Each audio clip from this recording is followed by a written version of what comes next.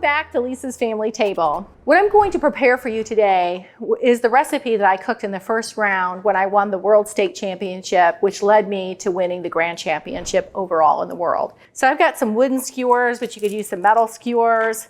This also is a great appetizer. That's why I've got these smaller skewers. So let me just kind of walk you through the ingredients that I have today. I've got a red onion that I'm going to chop up.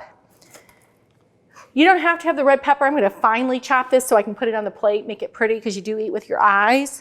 It also includes shishito peppers, which can be spicy, but it's rare to get a really spicy one.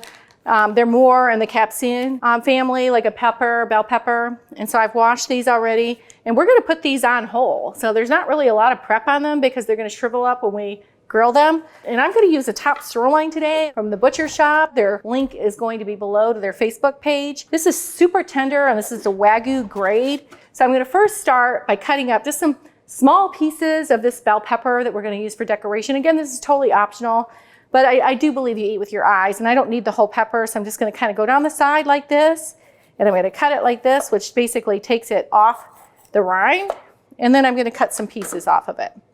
So I'm just going to go this way, and you're cutting from the back to the outside. If you go like this, your knife can slip and you can cut yourself.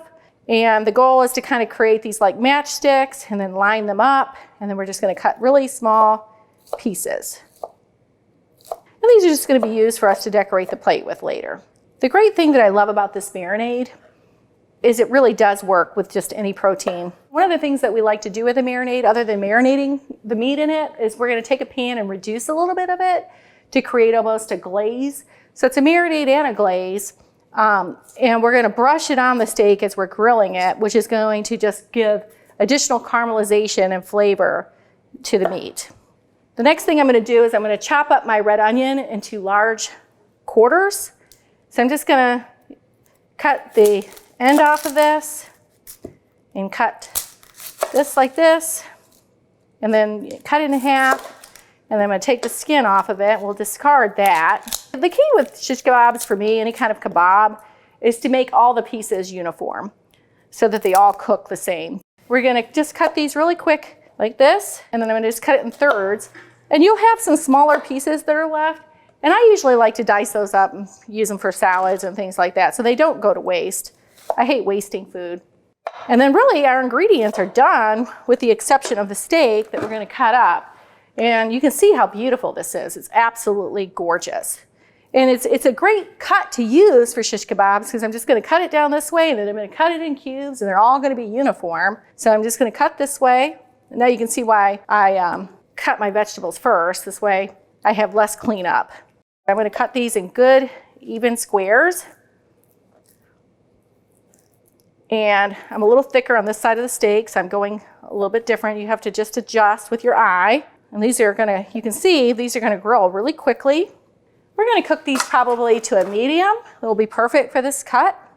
It's got so much natural fat in it. It's going to be juicy. The marinade is a natural tenderizer. It also has umami flavors in it, which are great. And you can see my prep here, having the marinade already made for you. It's a max of like 10 minutes. It takes no time at all. Just looking for everything to be uniform. That's the key, because you don't want to take the kebabs off and have some pieces that are done and others that aren't. And trust me, these won't go to waste. We have a dog, and he absolutely loves it when I cook. That's doggy Scooby snacks, or in our case, they'll be Lucas snacks. Let's put these in. Some people like to marinate their vegetables. I don't. I like to keep them crisp. I like the integrity of the vegetable. I really want the steak to shine here, so that's what I'm doing. You can do the same thing with some shrimp and some pineapple on kebabs. It's fabulous. Just put it in there. And then you want to get the air out of the bag like this. Don't stress if you get home and you don't have time to marinate this for hours. It's great if you do. I probably wouldn't marinate it more than probably 8 hours because this is a tender cut of meat, and this does tenderize the meat. So if you get home and you're running late, you can just do exactly what I'm going to do now, because I'm probably about 30 minutes from throwing this on the grill. But what I'm going to do is I'm gonna take this marinade I have and I'm just going to reduce it just for a few minutes. So you don't wanna take your eyes off this. It will bubble up, and when it burns, it's done. It's basically caramel. Let's get a few minutes to let this reduce, and then we'll walk out to the grill and finish this dish up. And you'll see just how absolutely easy it is to create a championship dish at your own house. We prepped earlier the ingredients, and so we're gonna make some kebabs. And you just make these up in any way you wanna do them. So I always like, when I do a kebab, I always start with one of my stronger vegetables on the end because it sort of holds everything in place. And then you just kind of rotate your vegetables with your meat. I love the flavors in the shishito. I just think they're really interesting. Oh, they truly are. I'm pretty convinced it's what helped us get in the top 10 that very first round. Get the assembly line going. Yeah, now we're rocking. It won't take long for our grill to come up to temperature and we'll be ready to cook. I'm just kind of squishing this down because you really want to make sure you have space. If you smash everything together, it doesn't cook properly. All right. All right. Hey, it's just time to do some grilling. Okay, so what we have is we've got the kebabs ready, and we're gonna brush the glaze on it as we grill them, and then we'll show you how we recommend plating them. This side of the grill is significantly hotter than this one, so what we're gonna do is we're gonna rotate as we cook. One of the themes in cooking, steak these days is called just keep flipping. What that does is it increases the amount of surface area that gets the Maillard effect. There you go, that's perfect. So you can start to see, we're already getting some marks on these. And before we shut it, I'm gonna put a little baste on it. And you don't wanna overdo it, you just wanna add a little extra flavor, a little caramelization. In the steak competition, you're looking for those perfect grill marks. But for a steak that I really want to eat, I'm just going to deploy the just keep flipping method because it increases that golden brown delicious layer on the steak. And that's what we're trying to accomplish here. We're going to close it, give it about 30 seconds, reopen, and we're going to do another flip on it. What we're cooking on is called a grill grate. If you're going to cook in a steak competition, you've got to use the grill grates.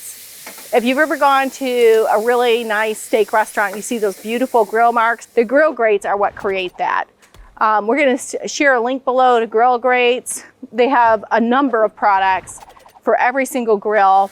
They even have them for your oven now, which is fabulous. And the nice thing about them is they're aluminum and they actually conduct heat very, very well.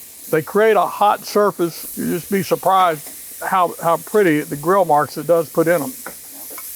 You want between 128 and 130, that's where we're at, so that's what we're pulling at. So we're exactly where we had hoped to be. We're gonna probably be a little lower over here because they're not quite as hot over here.